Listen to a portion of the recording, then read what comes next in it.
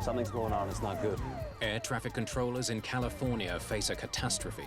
The radar controller said something like, Hughes Air West 706, radio check. How do you hear me? no answer. A passenger plane with 49 people on board vanishes from radar. What happens is a structural issue. It had crashed for some reason, and we had no idea whatsoever. Witnesses describe an almost unthinkable scenario. Was that something there? We didn't see it. 4 sets of eyes didn't see it. We might have been in plane, or maybe not. The fact that somebody says something doesn't prove anything until you've proved it yourself. What the hell were those guys doing up there?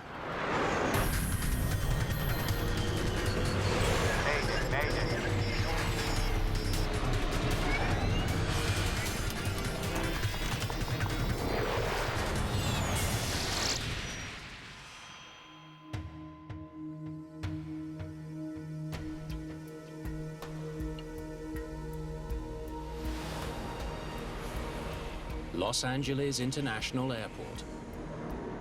Hughes Air West Flight 706 prepares for takeoff. There are 44 passengers on board. Their flight is a city hopper with stops in Utah, Idaho, and Washington State. Welcome aboard, folks. We'll be getting underway Any minute now. Captain Theodore Nikolai is in command today. Captain Nikolai had flown for the Air Force. He was pretty senior, so anybody who was flying with him felt comfortable because of his seniority. You knew he knew what he was doing. Los Angeles International is one of the busiest hubs in North America. Controllers direct crews to follow specific air corridors on departure. Air West 706 Red, cleared for takeoff, runway 24 left. Climb via heading 250. Roger, 24 left, climb heading 250. First Officer Price Bruner is also highly experienced. Weather's looking clear all the way to Seattle. He has even more hours in the air than Captain Nikolai. Price was actually checked out as a captain, although he elected to fly as first officer, and I think he truly enjoyed being in the cockpit. Flight attendant Pat Shelton flies this route regularly. She was a beautiful gal with lots of long, dark hair, and she had just gotten engaged. She was so looking forward to getting married, and she was at a happy state in her life.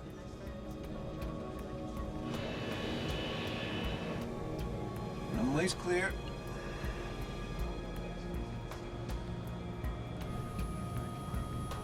Brakes released. In 1971, airlines in the US have been flying the DC-9 for more than 5 years. Its 2 efficient turbofan engines make it ideal for short to medium-haul flights. Throttles are all yours. 80 knots. At 6:02 p.m., the Hughes Air West flight lifts off from LA. Turn right, heading 060. Air West 706 Red, right 060.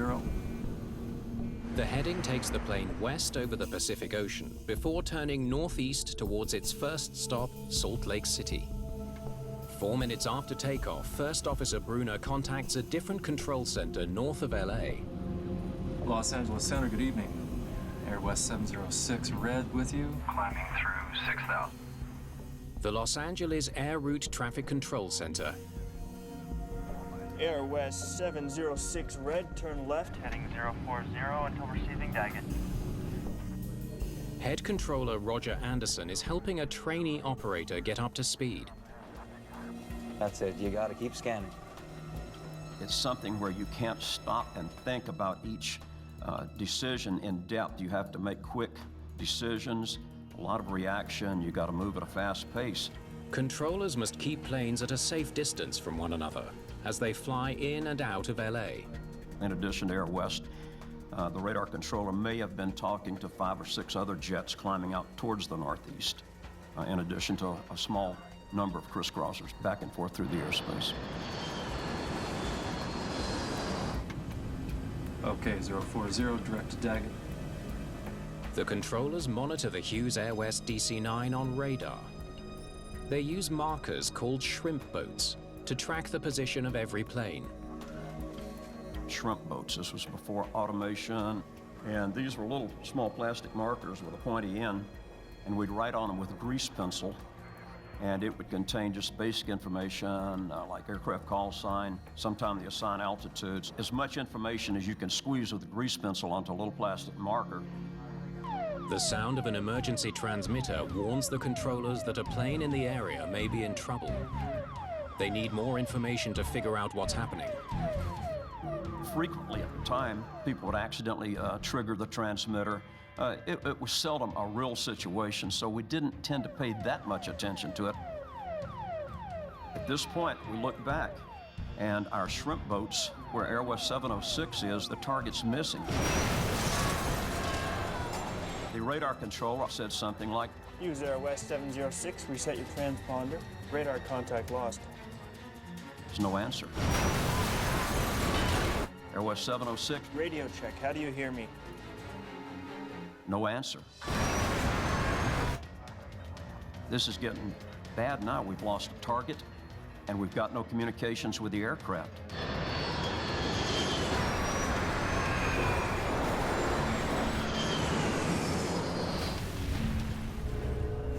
Anderson realizes the enormity of the situation when the crew of a nearby military plane radios in. Center, we've just seen an explosion on the side of a mountain.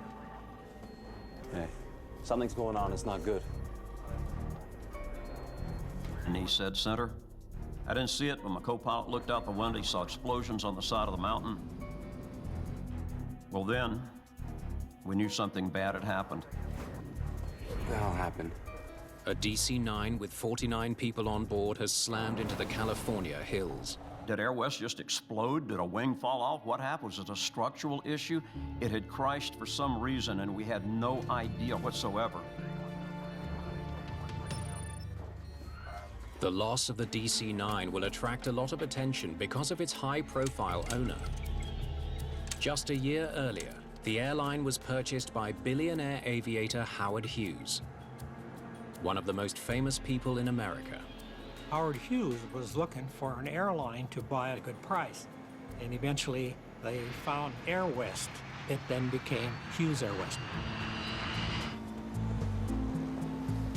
The National Transportation Safety Board assigns one of its top investigators to the case, Second World War Navy pilot Dick Baker. San Gabriel Mountains. The crash location poses an immediate challenge. Okay. We're gonna need choppers to get in there. In the meantime, I want you to find me anyone who saw anything. Now.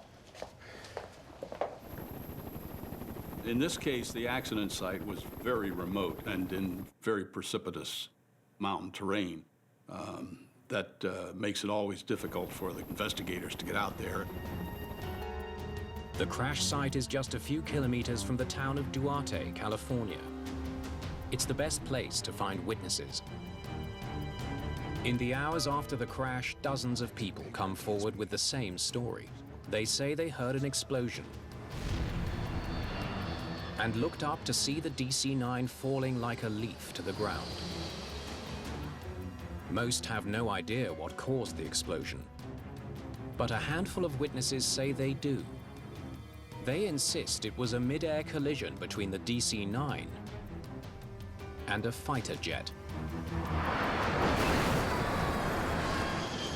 Witness statements can be notoriously deceiving, but in a mid-air collision, they're generally pretty accurate as to the fact that a collision occurred.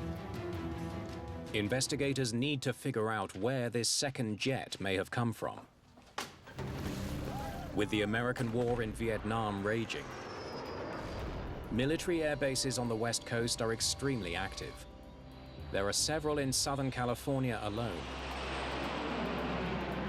In the 70s, there was lots of military training going on in Southern California because there were clear skies and lots of desert out there that they could train over. Okay, thank you. Bye-bye. Baker soon gets the information he needs. LA. El Toro's missing a jet.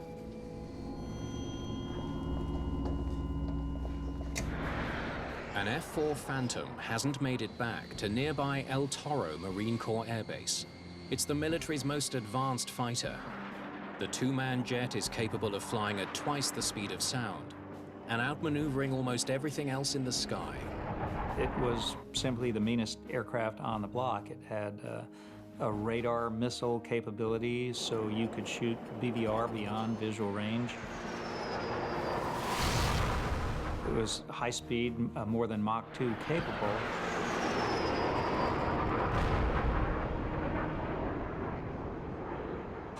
The witness reports leave little doubt.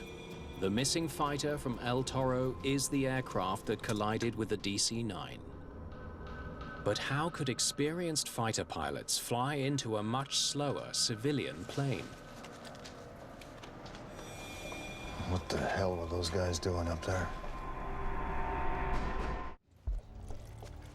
Witnesses provide some crucial information about a mid-air collision in the skies over Southern California. Dick Baker, NTSB. Several people share a particularly troubling detail. I want you to tell me again what you mean by trick flying. It seems the fighter jet may have been performing a stunt moments before it collided with the passenger plane. The jet was doing a barrel roll. Stunt flying is dangerous, not only for pilots, but also for people on the ground. It's strictly regulated.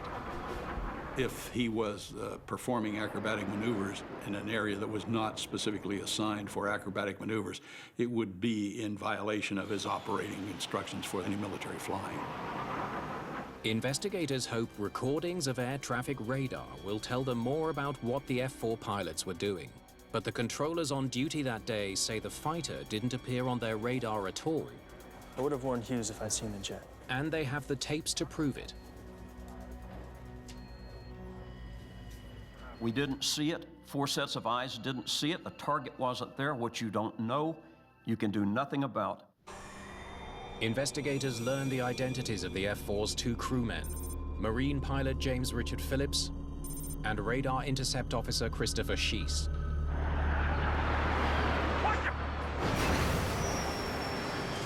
After the impact, only Lieutenant Sheese was able to eject from the doomed fighter. There's a time that you know you have to get out of the aircraft. There's no more fooling around. Investigators are anxious to learn what Sheese knows. But first, doctors must check him for injuries. I would think if the other crew member did not survive, you'd feel horrible because you were a survivor. It's something that you made it, and the guy sitting just a few feet away from you did not. In Vietnam-era America, the involvement of a military jet in a civilian disaster sparks a public outcry. It was in an era of our nation's history that the military wasn't the most popular organization in the world. And so it does create greater tension in the investigation. The Marines send their own man to help with the investigation. Dick Baker. Lieutenant Colonel Jack Zig. I guess we'll be working together on this. He'll work with the NTSB to figure out how the 2 planes collided. These were good Marines. I doubt they were stunting. Well, let's figure that out. The wreckage may offer some clues about what happened, but recovering it from the remote crash site in the San Gabriel Mountains will take time. The rough terrain and dense fog have hampered the removal of bodies and the search for clues. It is very rough terrain, bramble bushes, rattlesnakes, and very steep canyons. This area was some of the roughest terrain that I had ever seen in our experience. The first rescue workers had to hike 6 miles to get to the scene. They reported only the tail section intact, no signs of life. Among the wreckage are the remains of 49 men, women, and children, the youngest just 3 weeks old. There is a porthole adjacent to the forward jump seat. And I'm just imagining that Pat Shelton would have been looking out through that porthole. I'm just wondering if they weren't able to see a split second of something. That haunts me often. This was the worst plane crash in California history. In an area swarming with military flights, the deadly collision sends a chill through the flying public. We were very concerned about the mid-air collision. Investigators need to figure out what went wrong before it happens again.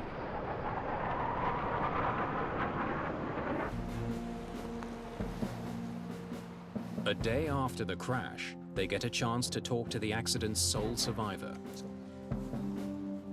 Thanks, John. You send him in. They're eager to ask him to explain the maneuvers reported by the witnesses.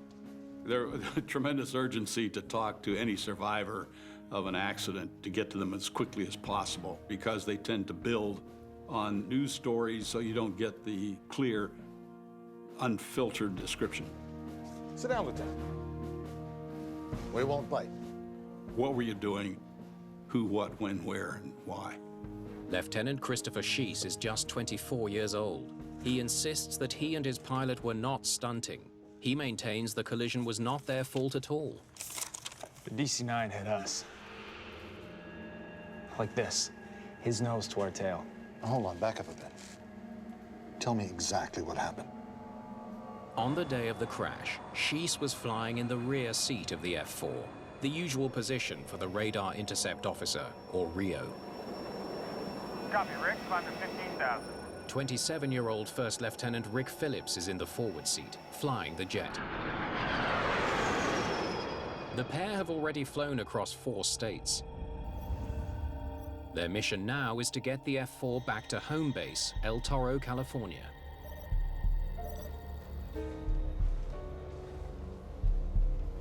Climbed to 15,000 feet. Here. And we rolled over for a look around. An aileron roll? Yes, sir. Full 360. Schiess claims they executed a 360-degree aileron roll. They wanted to check for other planes flying above or below their jet. The F-4 Phantom had good visibility down over the nose, and anytime you wanted to look anywhere, it would just take a second to roll so that an area in which you didn't have good visibility, you could instantaneously get good visibility. After the roll, Schiess uses his radar to scan the ground below, part of his combat training. It's excellent practice for ingress either at night or in the weather, such that you could fly and use the radar to know where you were over the ground. He would have his head down in the radar scope doing ground mapping, and then the front seater would be primarily visual because he knew that he lost that extra set of eyes that was down in the radar instead of looking out for other aircraft in the C and B scene environment. That's when I first saw the DC-9. Came out of nowhere and slammed into us. 5 seconds later, Schiess ejects. I got out. Rick didn't. The radar observer who had bailed out, one of his first comments was that the DC-9 had hit them, so this kind of became a objective. Did the DC-9 hit the F-4? Did the F-4 hit the DC-9? Investigators know the F-4 was not equipped with a black box. They'll have no flight data from the fighter to help confirm Schiess's story. They won't get any clues from the Phantom's wreckage either. The high-speed impact obliterated the small jet. Hughes Air West engineer Dave Knutson is brought in to see if the young lieutenant's story holds up. Not unlike an intersection on the ground, generally speaking, the one who gets the intersection first, climbing through 15,000 feet, tends to have the right-of-way. So that seemed to be kind of an overwhelming drive to determine that. Wreckage from the DC-9 might explain which pilot was at fault. The task began to find a place where we could rebuild the airplane. In this particular case, it was a factory where they had put fiberglass together. For whatever reason, they'd left hundreds of C-clamps. These could be handy. Plus there were overhead cranes, which was ideal for reconstructing the airplane. Knutson hopes putting the DC-9 back together will help him understand exactly how the two planes hit. We knew that there was a mid-air collision up there. The objective was to the extent possible, to rebuild the remains of the airplane to help in the investigation as to what actually happened up there. The team has recovered the DC-9's black boxes, but they're badly damaged. We'll have to see if the lab can do anything with these. They're sent to NTSB headquarters in Washington for analysis. Knutson studies the twisted metal, looking for scratches and paint marks, clues that might reveal how the two planes hit. But the most vital piece of the DC-9 is still missing.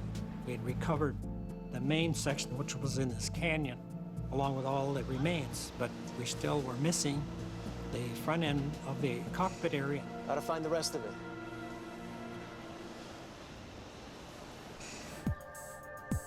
In Washington, the lab is also having mixed success. The DC-9's cockpit voice recorder is completely destroyed, but the flight data recorder has survived the crash. The flight data recorder in this case gave very good information. If the pilots of the DC-9 had somehow flown off course, Right, 060. the flight data recorder should reveal their mistake. The aircraft did little in the way of maneuvering. The aircraft was in a steady state climb. Instead, the data shows they never strayed from their assigned heading. 10 days after the crash, searchers finally find the nose of the DC-9 nearly a kilometer from the main fuselage. It's a key discovery for Knutson. After we had started the rebuilding the plane, questions arose about what angle were the airplanes going when they collided. And so one of my job as an engineer was to get various pieces of the airplane and determine what the angle of attack was, so to speak. Bingo. There's only one way to explain the size and angle of the gash slicing through the cockpit.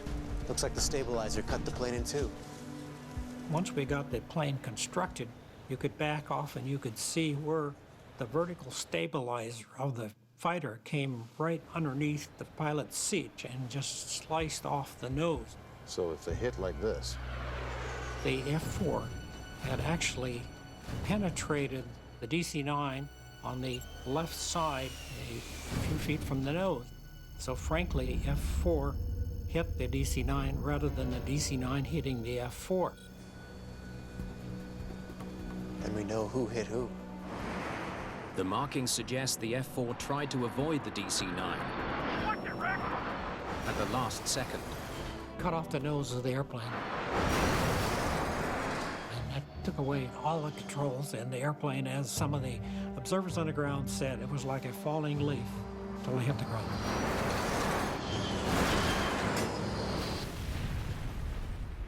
Investigators are convinced Lieutenant Schiess is wrong about who hit whom.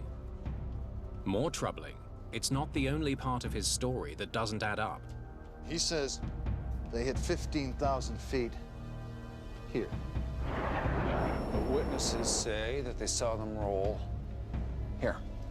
Witnesses contradict Schiess's story about where the F4 was when it performed the roll. The investigator brings a very cynical approach to anything that he's investigating. The fact that somebody says something doesn't prove anything until you've proved it yourself. You can't be in two places at the same time.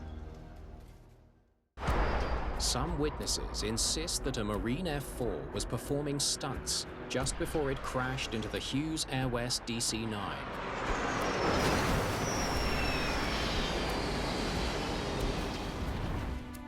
It's okay. Was it like this? No. Okay. How about this? There was some conflict between what we had gotten from eyewitnesses or supposedly eyewitnesses along the flight path and what the Rio was describing. And we rolled over for a look around. Lieutenant Schiess claims the move wasn't a stunt. An aileron roll? He says it was a safe, standard maneuver called an aileron roll. Yes, sir. Full 360.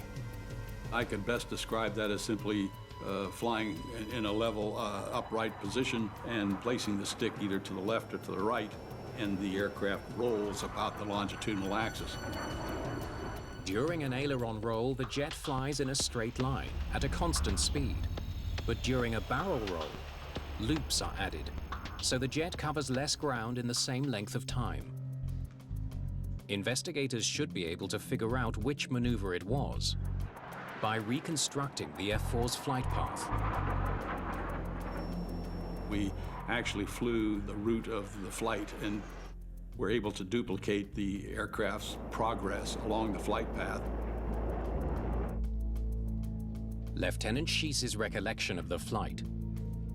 And she says that they were here 2 minutes before the crash. Is combined with witness sightings of the plane. An eyewitness who checked his watch says he saw the plane here 1 minute before the crash. That looks like a straight run to me.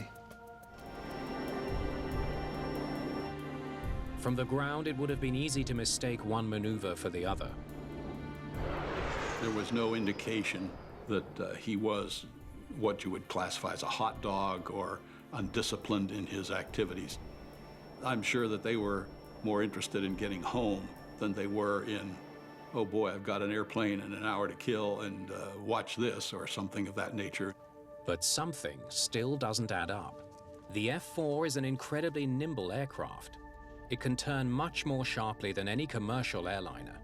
For the F-4, minimum cruising around airspeeds, we're in the neighborhood of a minimum of 300 knots, and that would enable us to at least do an initial 5G turn if an airliner popped up in front of you.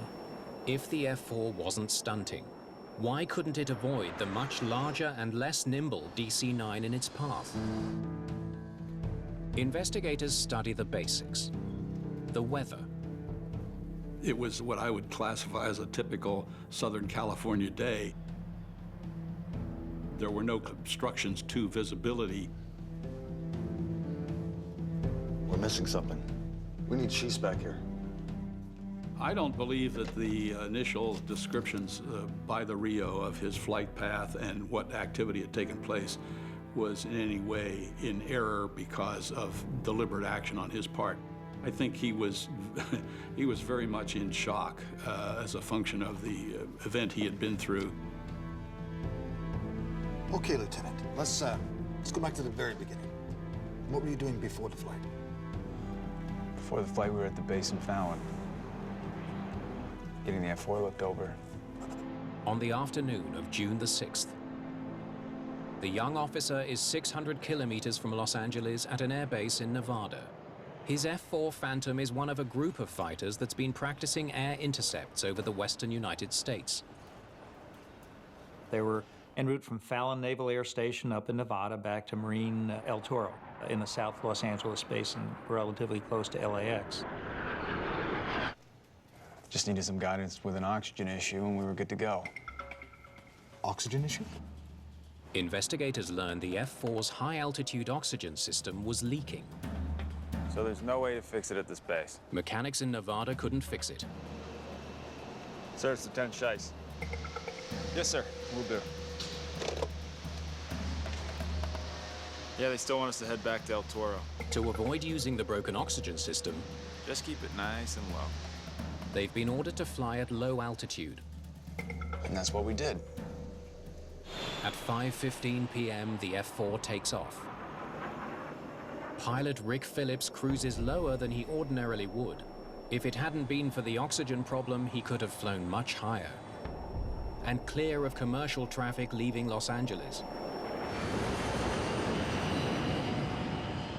At around 6 p.m., the pilot needs to climb to avoid the mountains ahead and get above a layer of haze. Copy, Rick. Climb to 15,000. The crew in the F-4, they climbed from, I believe it was about 1,500 to 15,000 feet. You could certainly do climb rates of 10 to 15,000 feet a minute easily in a Phantom. Baker wonders if the rapid increase in altitude could have brought on a dangerous condition known as hypoxia. Hypoxia will degrade your visual acuity. It's a deprivation of oxygen to the brain. It slows down your thinking, and that's not good in a tactical high-speed aircraft. Marine Corps investigators The system is for the masks. are familiar with the F-4's design. And this one here is for the cabin pressure. They know that the problem with the oxygen system would have only affected the masks. And those are only required at very high altitudes. At 15,000 feet, there should have been plenty of oxygen in the cockpit. The pressurization system of the aircraft would have held the cabin altitude well below 10,000 feet. So there was no requirement for the oxygen from a standpoint of physiology. The crew was not hypoxic in any way, shape, or form. The cause of the collision remains a mystery. There's a basic concept in aviation called see and avoid. It's every pilot's job to watch out for other planes. Investigators wonder why the pilots of the DC-9 did not take any action to avoid the disaster.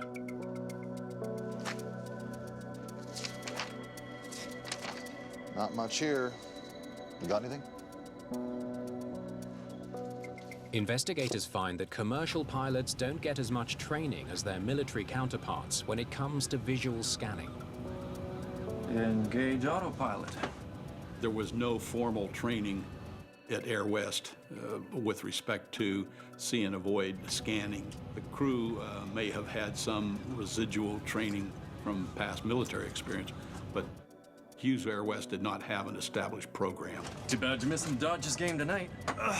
This year, they're going all the way to the World Series. Not if the Giants can keep it up.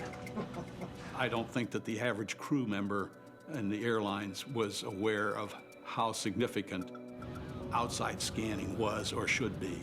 We had studies, pilots would spend less than 50% of their time looking outside, and sometimes as low as 20%. The investigators conclude that the Hughes Air West pilots may not have had enough training to scan effectively, and that's why they failed to spot the F-4. Not everyone is convinced. Many of his colleagues remember Captain Nikolai as an exceptionally vigilant pilot. Captain Nikolai was that kind of a pilot, I think, who really had an instinct with flying. On one occasion, we had a near miss, and he took the airplane for a dive. And I can remember him explaining to his first officer and to whoever was in the vicinity about how important it is to keep your eyes out because anything could come along. If Captain Nikolai was on the lookout for planes in his path, why didn't he see the approaching F-4? The F-4 is coming in at 420 knots from the north, slightly east. The DC-9 is coming in at 320 knots from the southwest. Okay, 040, direct attack. What's the rate of closure? I was able to calculate the closing speed of these two planes was roughly 1,000 feet per second. And if one thinks about that, and a good comparison is the muzzle velocity of a .45 caliber gun. In the seconds before the crash, radar operator Schiess has his head down, checking his scope. Pilot Phillips is likely checking instruments. At 15 seconds, the F-4 is 1/10 of an inch big in the window. Tiny. 10 seconds, 3/10 of an inch. Still tiny, but maybe now we can see it. 5 seconds, the entire window's filled. In addition to the rapid closing speed, the color of the fighter may have also been a factor. would be very difficult in the accident context for the airline guys to spot the F-4 because it was painted Marine/Navy gray-blue, which would be very hard to see against the sky, which in fact is the objective. The probability of these two aircraft, either one, detecting and avoiding the other was slim and none. Investigators suspect the design of the DC-9 cockpit, with its wide window dividers, may have made the visibility problem even worse. You can't see it here. Or here. The F-4 would have been hidden. Or here. By the window posts. It's completely obstructed. For close to 25 seconds. It's virtually impossible for the DC-9 crew to have detected the F-4 as it approached. Just another hazy day.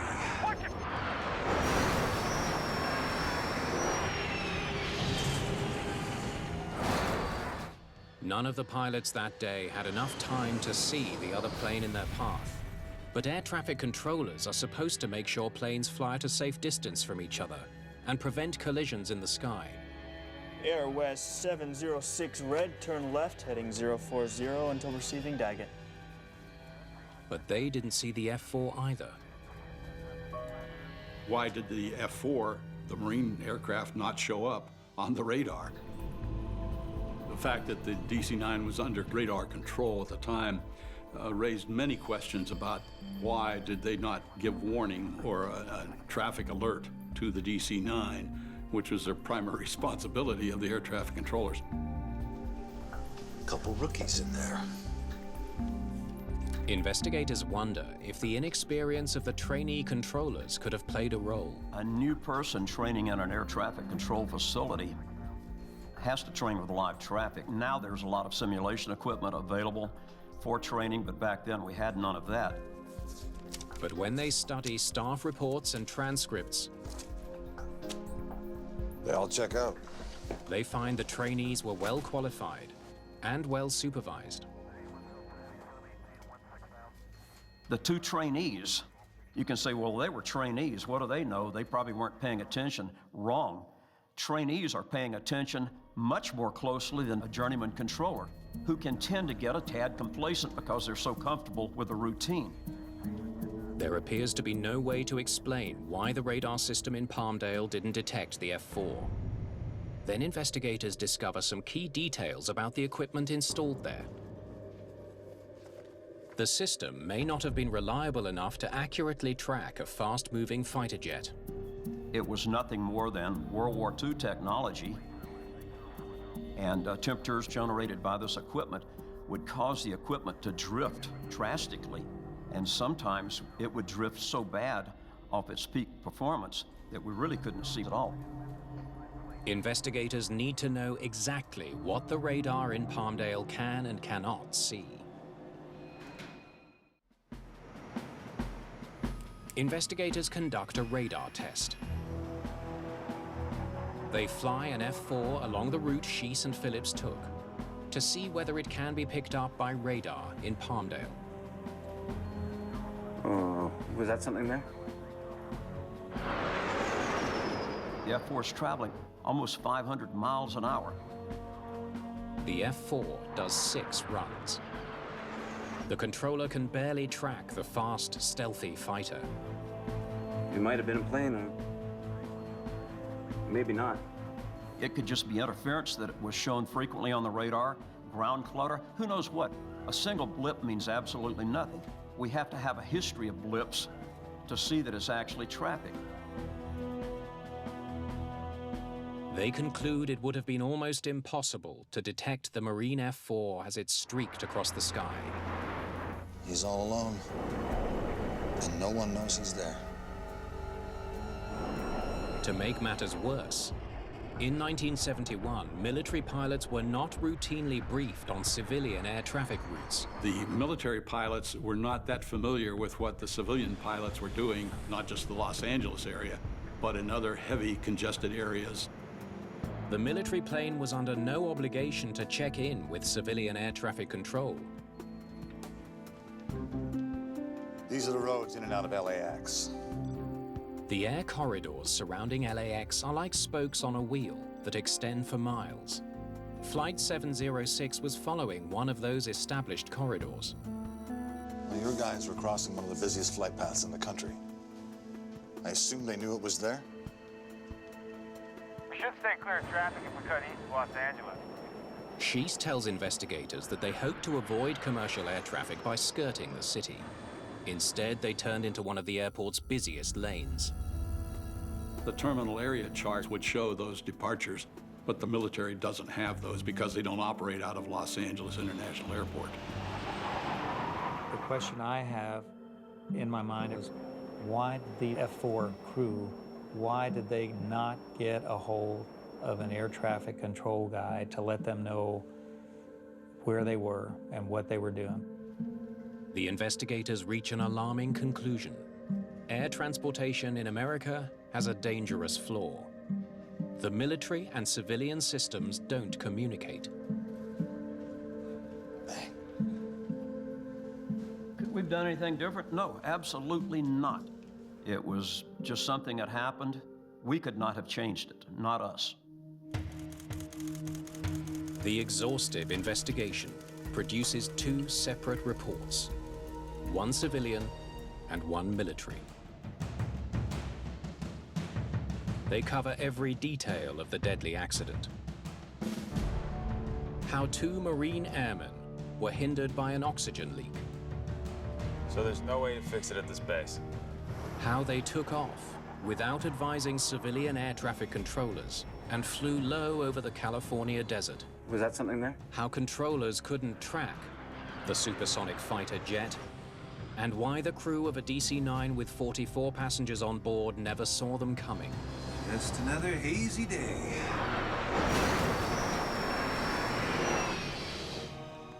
The reports lead to important changes in the rules governing aviation.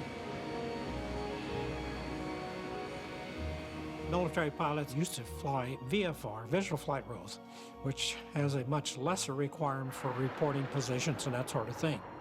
And so, as a result of this accident, everybody had to be on radar control, and that means being controlled by radar operators on the ground. Military pilots are now advised of all restricted air traffic zones near commercial airports. The size and shape of the zones has also changed.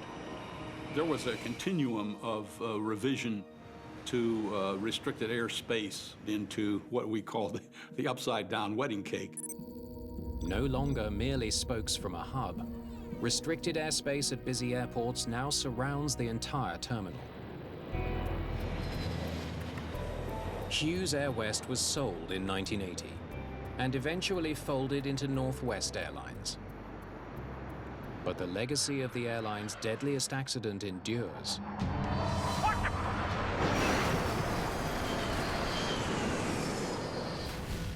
Lessons learned from the accident helped force changes to air traffic control that make passengers safer to this day. It was so unfortunate the 50 people died that evening. It's so sad. But this past year in the U.S., 35,000 were killed in traffic deaths. So the system is extremely safe. The procedures we use, the technology we have, it works well.